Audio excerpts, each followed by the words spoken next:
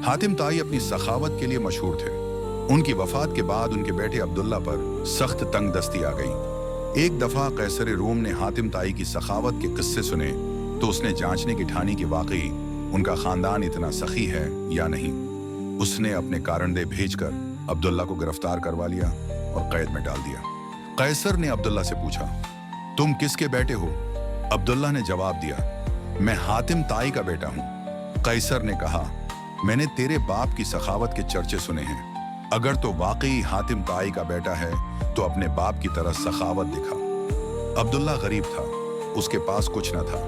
कैसर ने एक तजवीज रखी, मैं तेरे सामने 3 खेमे लगवाता हूं, एक में सोना, एक में चांदी और एक में लोहा होगा। जो कोई भी तेरे पास आए और तुझसे सवाल पूछे तो उसे खेमे दिखाकर कहना कि जो चाहे ले ले।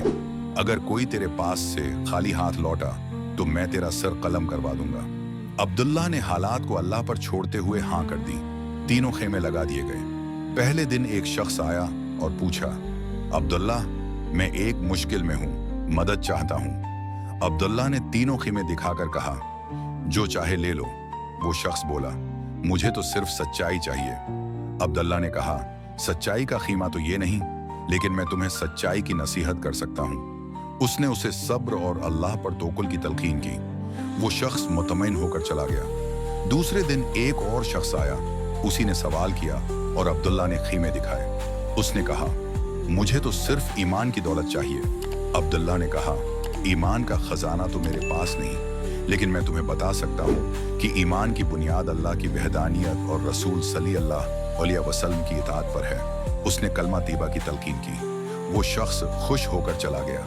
तीसरे दिन कैसर रूम खुद भैंस बदल कर आया। उसने भी वही सवाल किया। अब्दुल्ला ने फिर वही जवाब दिया। कैसर बोला, मुझे तो सिर्फ जन्नत चाहिए। अब्दुल्ला ने कहा, जन्नत का रास्ता नेक एमाल और अल्लाह की रिजा से जुड़ा है। उसने उसे नेकी की तरगीब दी। कैसर हैरान रह गया। 3 दिन कोई भी सोने चांदी को हाथ न लगाकर चला गया। आखिर उसने अब्दुल्ला से पूछा, तुमने ऐसी कौन सी हिकमत की बातें की कि लोग दुनिया के खजानों को छोड़ गए? अब्दुल्ला ने कहा, यह मेरे वालिद की तालीम है। उन्होंने मुझे सिखाया था कि असल दौलत लोगों के दिलों की हदायत है, सोने चांदी की नहीं। कैसर शर्मिंदा हुआ। उसने अब्दुल्ला को इज्जत व एहतराम से रहा किया और इनाम व इकराम देकर रुखसत किया। सबक: सच्चाई, ईमान और हिदायत की दौलत दुनियावी खजानों से कहीं बढ़कर है। सखी वो नहीं जो सिर्फ माल दे, बल्कि वो है जो इल्म व हिकमत से दूसरों के दिलों को रोशन करे।